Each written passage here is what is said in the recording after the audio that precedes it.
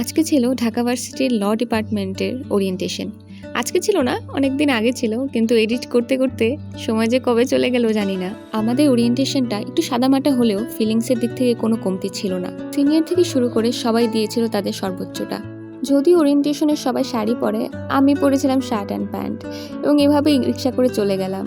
Orientation থেকে এরকম gift পাওয়াটা যে কতটা শান্তির, এটা বুঝিয়ে বলার মতো না। আমাদের ল ডিপার্টমেন্টের ওরিয়েন্টেশনে ছিলেন state minister of social welfare Farzana Sharmin miss এবং আমাদের ডিন ও চেয়ারম্যান। সত্য বলতে নিজেকে প্রচুর প্রচুর লাকি ফিল হচ্ছিল তখন। পরবর্তীতে সব টিচারদের সাথে পরিচিত হয়ে আমরা চলে গেলাম ছবি তুলতে। গ্রুপ ফটো ছবি তোলা হলো এবং আমরা কিছু কিছু নিজের শটও নিলাম।